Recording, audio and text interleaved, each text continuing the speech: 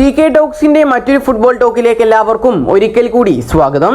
ഇന്നത്തെ ഒരു വീഡിയോയിൽ നമ്മൾ പ്രധാനമായിട്ടും ചർച്ച ചെയ്യാൻ പോകുന്നത് കേരള ബ്ലാസ്റ്റേഴ്സ് എഫ്സിയുടെ ഏറ്റവും പുതുതായിട്ടുള്ള രണ്ട് സൈനിങ്ങുകളെ കുറിച്ചാണ്. അപ്പോൾ ഏതായാലും വിശദമായ വീഡിയോയിലോട്ട് കടക്കുന്നതിന് മുമ്പായിട്ട് നിങ്ങൾക്ക് ഇതുപോലുള്ള കൂടുതൽ ബ്ലാസ്റ്റേഴ്സിനെ കുറിച്ചുള്ള അപ്ഡേറ്റുകൾ ലഭിക്കുവാൻ വേണ്ടി ഈ ചാനൽ എല്ലാവരും സബ്സ്ക്രൈബ് ചെയ്ത് ബെല്ലൈക്കൻ എനേബിൾ ചെയ്ത് വെക്കുവാൻ ശ്രമിക്കുക. ഏതായാലും നമുക്കറിയാം, നിലവിൽ കേരള ബ്ലാസ്റ്റേഴ്സ് എഫ്സിയിൽ 10ാം സീസൺ കഴിഞ്ഞതിന് ശേഷം ഒരുപാട് താരങ്ങളാണ് പുറത്തേക്ക് പോയിട്ടുള്ളത്.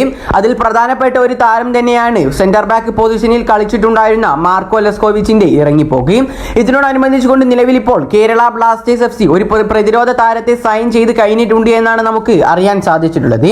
ഏതായാലും നമുക്ക് ആ ഒരു റിപ്പോർട്ടിലേക്ക് കടക്കാം. കേരള ബ്ലാസ്റ്റേഴ്സ് എഫ്സി നൊറോക്ക എഫ്സിയിൽ നിന്നും ഒരു 21 വയസ്സുള്ള ലെഫ്റ്റ് ബാക്ക് താരത്തെ ഇതിനോടകം തന്നെ ടീമിലേക്ക് എത്തിച്ചു കഴിഞ്ഞു എന്നാണ് ആ ഒരു റിപ്പോർട്ടിൽ പറയുന്നത്.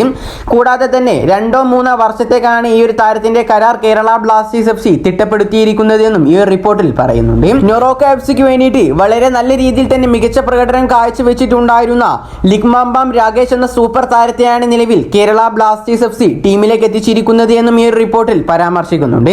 നമുക്കറിയാം, കേരള ബ്ലാസ്റ്റേഴ്സ് എഫ്സിക്ക് അടുത്ത സീസണിൽ പ്രതിരോധ നിരയിൽ വലിയൊരു ശക്തമായ ഒരു സ്ക്വാഡ് തന്നെ അത്യാവശ്യമാണ്. കാരണം വലിയൊരു സൂപ്പർ താരം അഥവാ തന്നെ കേരള ബ്ലാസ്റ്റേഴ്സ് എഫ്സിയുടെ പ്രതിരോധ നിരയിലെ ഒരു സൂപ്പർ താരമായിരുന്നു മാർക്കോ ലെസ്കോവിച്ച്. താരം ബ്ലാസ്റ്റേഴ്സ് വിട്ടത് ഏതൊരു ബ്ലാസ്റ്റേഴ്സ് ആരാധകനെയും സങ്കടത്തിലാക്കുന്ന ഒരു കാര്യം തന്നെയായിരുന്നു. അതുകൊണ്ട് തന്നെ അടുത്ത സീസണിൽ കേരള ബ്ലാസ്റ്റേഴ്സ് എഫ്സിക്ക് പ്രതിരോധ നിര വളരെയധികം ശക്തമാക്കേണ്ടത് അത്യാവശ്യം തന്നെയാണ്.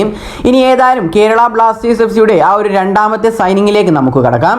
ആ ഒരു റിപ്പോർട്ടിൽ പറയുന്നത് കേരള ബ്ലാസ്റ്റേഴ്സ് എഫ്സി ഒരു ഗോൾ കീപ്പറെ കൂടി ഇതിനോടകം തന്നെ സൈൻ ചെയ്ത് കഴിഞ്ഞിട്ടുണ്ട് എന്നാണ്. ഏതായാലും നമുക്ക് ആ ഒരു റിപ്പോർട്ടിലേക്ക് വിശദമായി കടക്കാം. ഈ ഒരു റിപ്പോർട്ട് പുറത്തേക്ക് വിട്ടിട്ടുള്ളത് പ്രശസ്ത സ്പോർട്സ് ജേർണലിസ്റ്റായ മാർക്കസ് മൊർഗുലോ തന്നെയാണ്.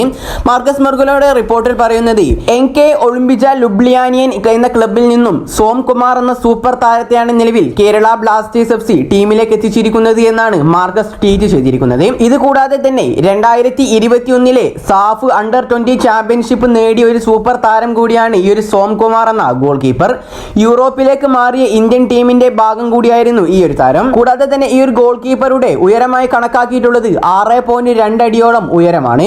ഏതായാലും ഈ ഒരു ഗോൾ കീപ്പർ കേരള ബ്ലാസ്റ്റേഴ്സ് എഫ്സിക്ക് വളരെയധികം ഗുണം ചെയ്യുമെന്ന് തന്നെയാണ് നമ്മൾ പ്രതീക്ഷിക്കുന്നത്. കാരണം ISLന്റെ 10ാം സീസൺ കഴിഞ്ഞതിന് ശേഷം കേരള ബ്ലാസ്റ്റേഴ്സ് എഫ്സിയിൽ നിന്നും ഉണ്ടായിരുന്ന ലാറ ശർമ്മ എന്ന സൂപ്പർ ഗോൾ കീപ്പറും കൂടാതെ തന്നെ കരഞ്ജിത് സിംഗ് എന്ന വെൽ എക്സ്പീരിയൻസ് ആയിട്ടുള്ള ഒരു ഗോൾ കീപ്പറും ടീം വിട്ടിട്ടുണ്ടായിരുന്നു.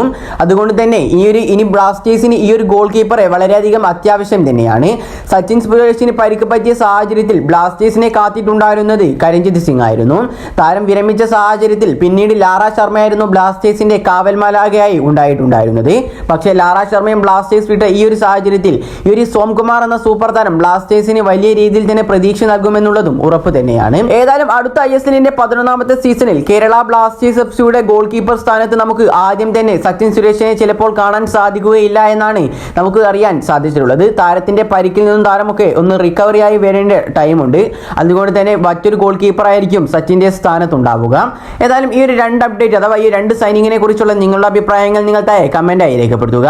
കൂടാതെ തന്നെ ഈ ഒരു രണ്ട് സൈനിങ്ങും ഏകദേശം കൺഫേംഡ് ന്യൂസ് തന്നെയാണ്. ഈ ഒരു വീഡിയോ ഇവിടെ വെച്ച് അവസാനിപ്പിക്കുകയാണ്. കൂടുതൽ ISLനെ കുറിച്ചും കേരള ബ്ലാസ്റ്റേഴ്സിനെ കുറിച്ചുമുള്ള അപ്ഡേറ്റുകൾ ലഭിക്കുവാൻ വേണ്ടി ഈ ചാനൽ എല്ലാവരും സബ്സ്ക്രൈബ് ചെയ്ത് ബെല്ലൈക്കൻ എനേബിൾ ചെയ്ത് വെക്കുവാൻ ശ്രമിക്കുക.